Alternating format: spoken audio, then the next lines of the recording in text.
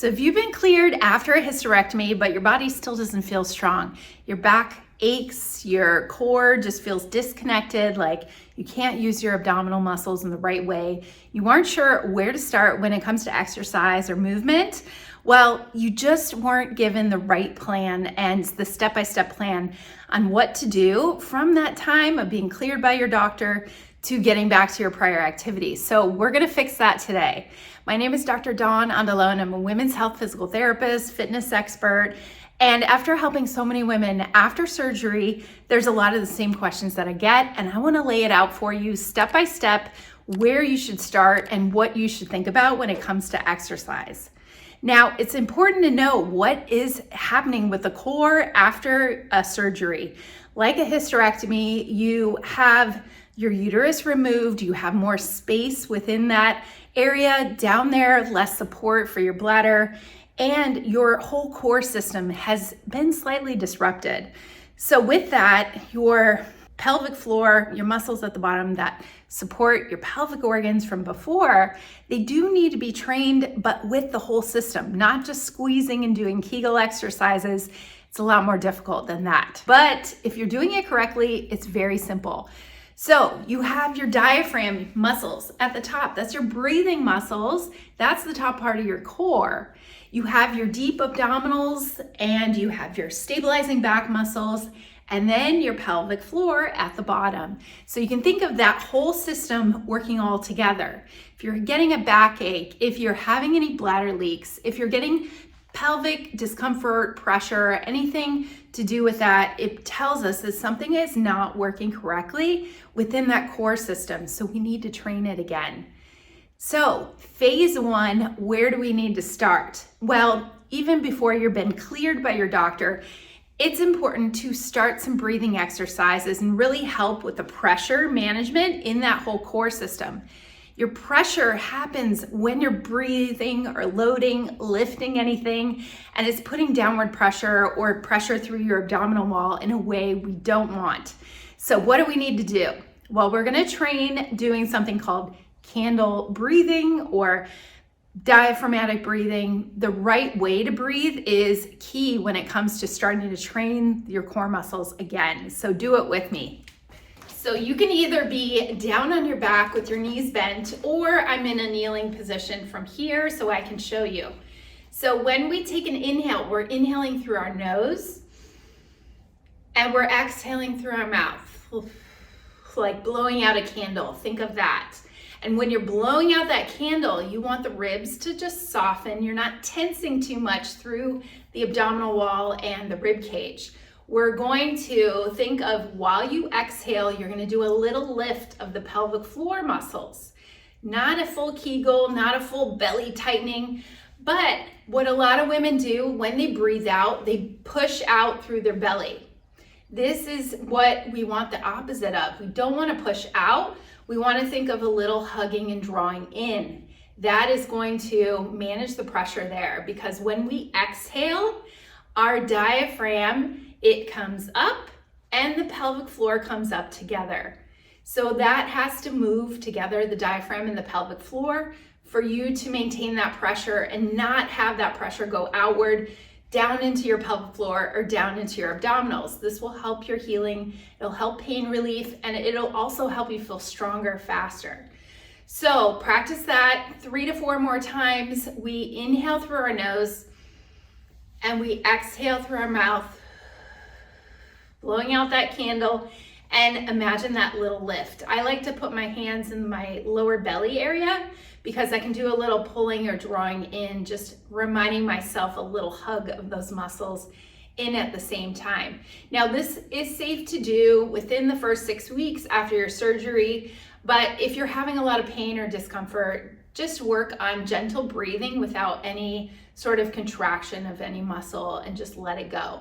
The breathing is a good way to train your nervous system to calm down, helps with pain relief, like I mentioned, and can help that pelvic pressure or discomfort that you're getting down there. So the main point of that is reconnecting your diaphragm with your pelvic floor.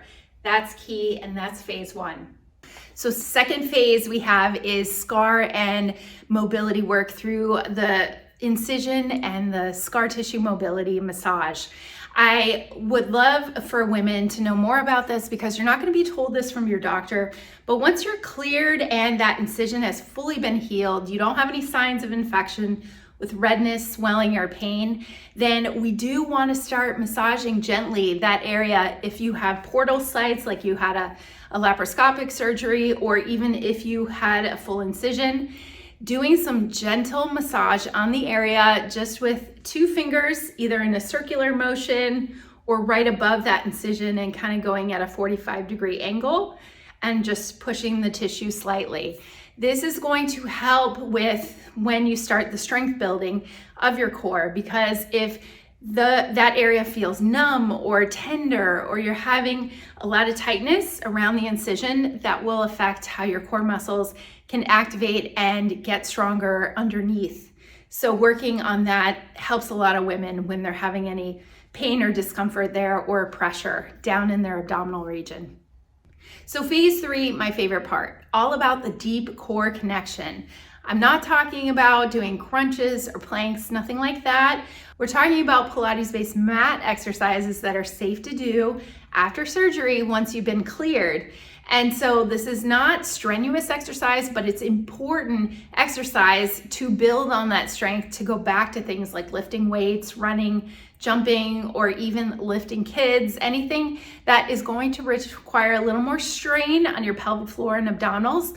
It's going to help your body recover the best way. So I have the pelvic floor and core reset method that I teach in my post-hysterectomy reset program. I'll put a description there and a link to it, but basically taking you through the safe core exercises to do in a series, and also some helpful stretches and what to think about after a hysterectomy with a proper exercise routine that's going to help bridge that gap between the surgery and between going back and doing more strenuous activity.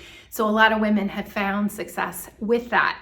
And having a guide of someone that is a pelvic floor therapist that can teach you the right types of exercises to do.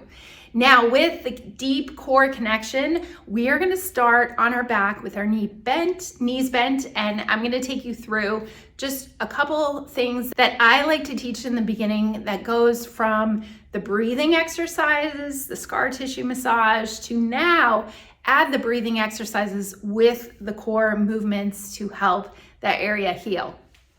So find somewhere comfortable on a mat on the floor.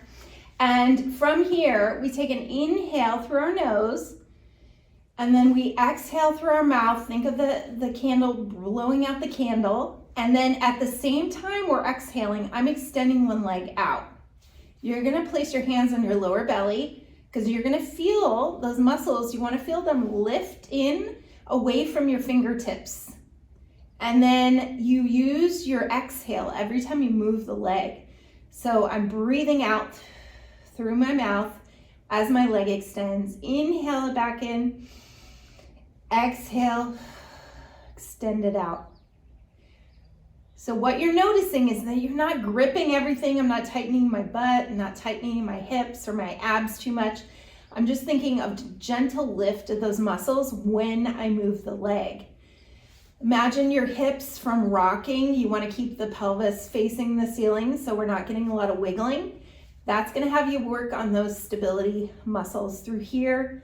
Every time you're exhaling, you are moving the leg. So that's where I'd start with an example of a deep core connection exercise, some basic Pilates mat exercises, and I teach this in a series in my program too.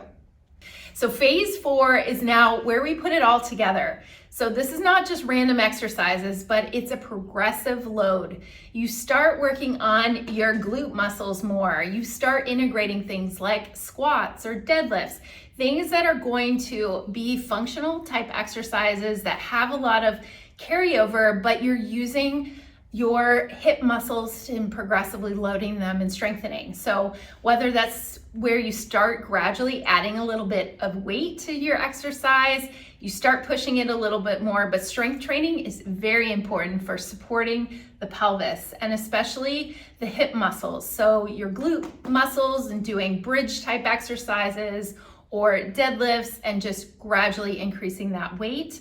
This is key and very important for supporting your body if you're going back to anything like running or jumping or more impact. And even if you're not, if you're doing daily activities, once you have a supported pelvis with muscle strength down there, it's going to prevent things in the long run like back pain, pelvic pressure or heaviness like prolapse, or even bladder incontinence because you have more support around your bladder now.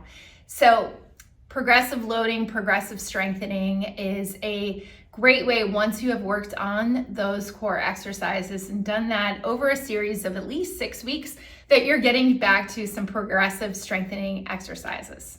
This can even be starting to work your core in a more effective manner. I love the Pilates reformer and doing Pilates exercises. I'm not talking about crazy Legree type Pilates classes, if you've ever heard of that. I'm talking about somewhere that's going to be more therapeutic type of Pilates that slows it down, makes you control your posture, your breathing, your alignment, all of that with working on your back muscles too.